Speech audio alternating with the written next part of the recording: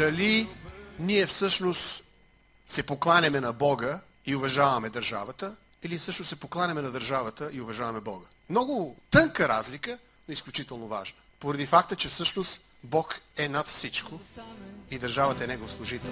За истината.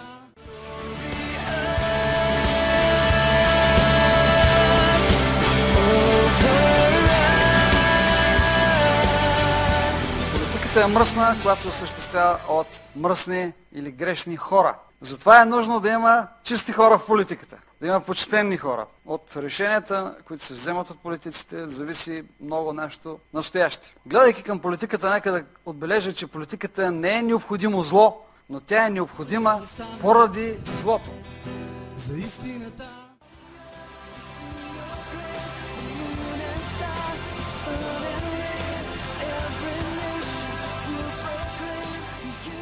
I want to encourage you to make a difference in your nation and in your communities. Аз искам да ви окуража вие да бъдете хора, които носят промяна в вашите общности и във вашата нация. Because Christians do make a difference. Защото християните са хора, които носят промяна. We don't always recognize it. Ние не винаги разпознаваме това.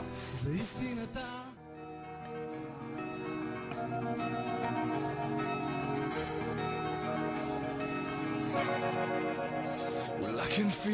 Стремежа се да бъде установен дух на толерантност и мир в обществата, състоящи се от вярващи от различни религии, както и от атеисти, държавата днес стига до мисълта, че всяка идеологическа пропаганда, включително религиозната, е забранена в публичното пространство, като правото на вяра или неверие се реализира преди всичко в семейството и вътре в дейността на самите религиозни общности.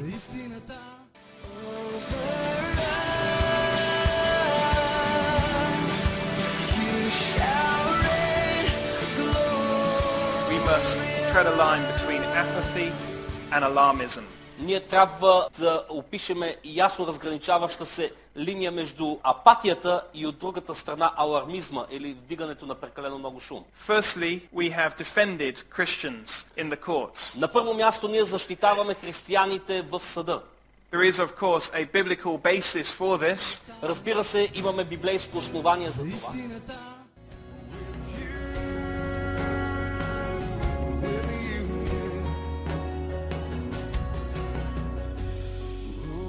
В формирането на нашето самосъзнание имаме един модел на тоталитарния държавен модел, в който държавата се е превърнала в божество. По трактовките на Хитлер, на Сталин, на Мусолини, ти не можеш да участваш в обществения живот, освен ако държавата не ти разреши. Освен ако държавата не те благослови. Държавата е навсякъде. Каква е християнската и мисионерска перспектива за държавата? Бог е във всичко и над всичко. Това, че има принц на този свят, не означава, че Бог не е в контрол. Ние трябва да имаме точно такова разбиране.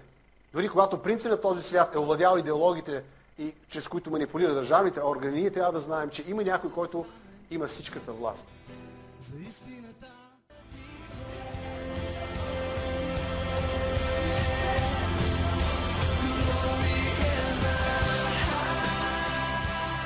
We have a biblical mandate to bear witness to the light of the world. На нас ни е възложен библейски мандат да свидетелстваме до краищата на земята. This gospel will cost you your life. Това благовестие може да ти коства живота. But what other kind of life are you going to live? Но пък, що за живот ще живееш? За истината.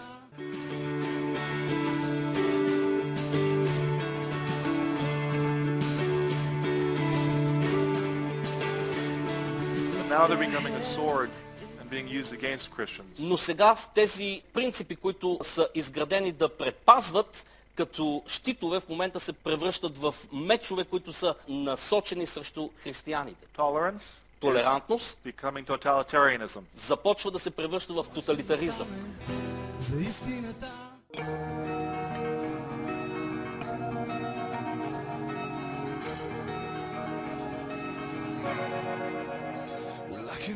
Правото на човешкото същество are conferred upon you by your creator, not by your legislator. ви се придава от вашия творец, а не от вашия законодател. Now I'm going to turn and say one or two things as to how we can work together to protect our religious liberty. Бих искал на това място да споделя няколко мисли как можем заедно да работим, за да защитаваме религиозните си свободи.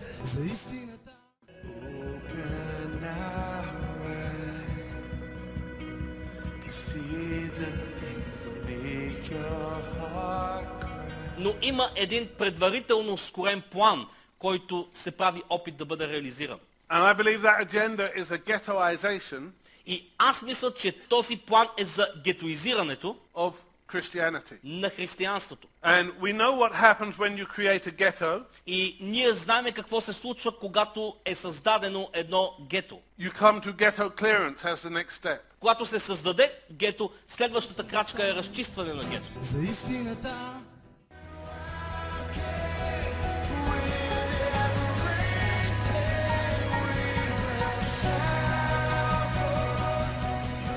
Laws do not confer rights. Законите не потвърждават правата. Laws protect existing rights. Законите защитават съществуващите права. That's why in the founding of the United States, Точно затова при основаването на Съединените щати, they had political language that looks like this. те са имали политически език, който е звучал последният начин. All men are created equal. Всички хора са сътворени равни. They are endowed by their creator. Те са сътворени от своя Творец. За истината.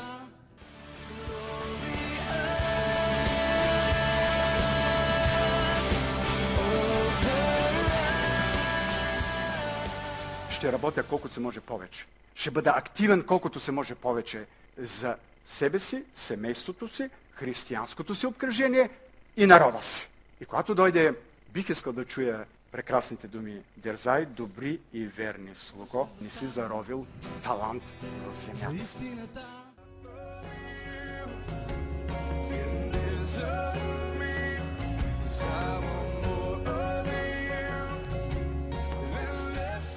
И от Кесаря или от Цезара се иска той да одобри това. And so the two idols are coming together. Така че двата идола се събират заедно. Myself wants the government to approve my choices. Моята себичност иска моето правителство да одобри моят избор. And if you disagree as a Christian, И ако вие като християни не сте съгласни с това, the state will tell you държавата ще ви каже, it's hate speech. това е изказ на омраза или говорене на омраза. За истината, кой ще развее твоите знамена? Кой ще извика? Кой ще извика? Има свобода в теб.